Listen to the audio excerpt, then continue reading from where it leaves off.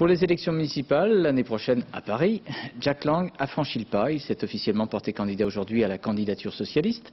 Les militants du PS parisien devront choisir le 30 mars entre Jack Lang et Bertrand Delanoë. Et même si l'ancien ministre de la Culture parle d'un crève-cœur de quitter sa ville de Blois, dont il est le maire, son arrivée à Paris n'est pas vraiment une surprise. Reportage Laurent Hakim avec Arnaud Boutet et Patrick Desmully. C'est l'homme qui a dit oui. Jack Lang se lance finalement dans la bataille pour la mairie de Paris.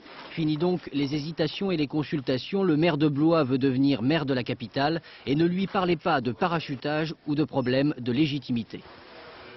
Ma connaissance de Paris n'est pas seulement une connaissance théorique et abstraite.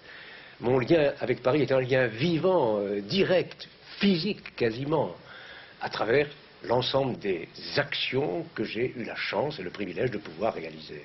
Cette nouvelle candidature socialiste qui ne faisait plus de doute depuis plusieurs jours s'ajoute à celle de Bertrand Delanoë. Le président du groupe socialiste à la mairie de Paris propose de comparer son bilan à celui de Jack Lang lorsqu'il fut un élu parisien. Je crois qu'on est parfois un peu injuste avec lui sur l'aspect paillette. Quant à l'aspect parachuté, il a le parcours qu'il veut. Et si le bilan de Jack Lang comme ministre de la Culture est un bon bilan, d'ailleurs j'ai soutenu ce travail qu'a fait Jack, en termes de conseiller municipal de Paris, je veux bien qu'on compare nos bilans. Jean Tibéry, lui, défendait ce matin son bilan à l'hôtel de ville. L'arrivée de Jack Lang, favori des sondages, ne l'impressionne pas. Je ne vois pas pourquoi, si c'est M. Lang, il apporterait plus sur le plan parisien, alors qu'il n'est pas élu parisien. Il a été, je l'ai indiqué, élu parisien il y a longtemps, mais il a quitté Paris pour aller à Blois. Je ne vois pas ce qu'il apporterait plus à Paris. À Blois, les habitants se préparent aux adieux. Jack Lang, toujours réélu depuis 11 ans, avait convaincu beaucoup de monde, mais pas tout le monde.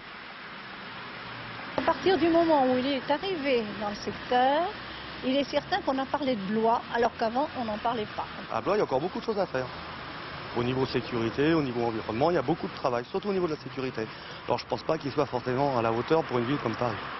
Entre le château de Blois et l'hôtel de ville de Paris, Jack Lang a choisi. Il délaisse sa ville de cœur pour une ville de raison. Les militants socialistes diront si son choix était le bon à la fin du mois de mars.